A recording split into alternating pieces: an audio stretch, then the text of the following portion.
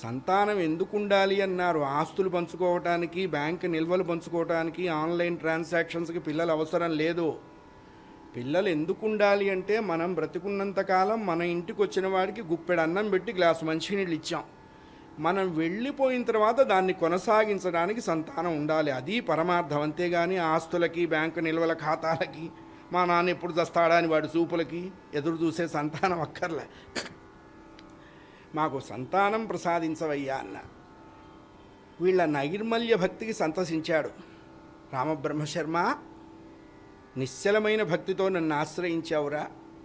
నా అంశతో, ప్రహ్లాదాంశతో, వాల్మీకంశతో, సుకాంశతో, నారదాంశతో మిమ్మల్నే కాదయ్యా, భాగవత లోకాన్ని ఉద్ధరించేటువంటి ఒక మంచి పుత్రుణ్ణి నీకు ప్రసాదిస్తున్నాను. హరనమ పార్వతీపతయే. కాస్త గట్టిగా అనండి. అన్న, మిమ్మల్ని చదివించమని అడిగామా? మేమేం తీసుకురాలేదు అంటే ఆ క్రెడిట్ కార్డులు అక్కడ పెట్టమని అడగలేదుగా. కాస్త భగవన్నామం గట్టిగా చేయండి. చేస్తేనే 7 రోజుల కార్యక్రమం. వాళ్ళు పెట్టిందే అందుకు, లేకపోతే మా ఘంటసాల సత్సాయి కోపం వస్తుంది. నిన్ను పిలిచి కూడా ఇట్టాగే ఏడ్చిందా అంటాడు. రాజా రామచంద్ర భగవానికి మళ్ళా 5 ఏళ్ల వరకు మీకేం పని లేదు, ఏమీ లేదు.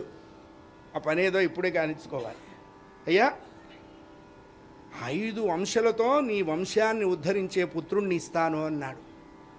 ఈశ్వరవాక్యం ఉరికే పోతుందా?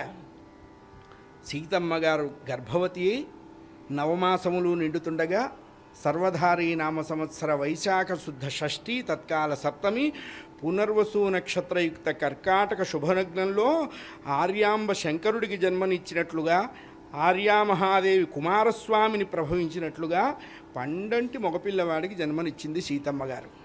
వైశాఖ మాసం చాలా గొప్ప మాసం. పెద్దవాళ్ళంతా అప్పుడే పుట్టారు, నేను కూడా అప్పుడే పుట్టే. అది నా గొప్పది.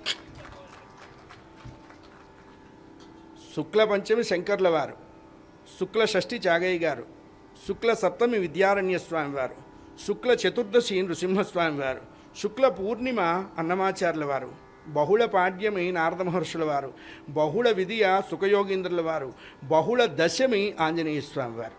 వీళ్ళంతా అప్పుడే పుట్టారు. 10 రోజుల పురుడు వెళ్ళిపోయింది.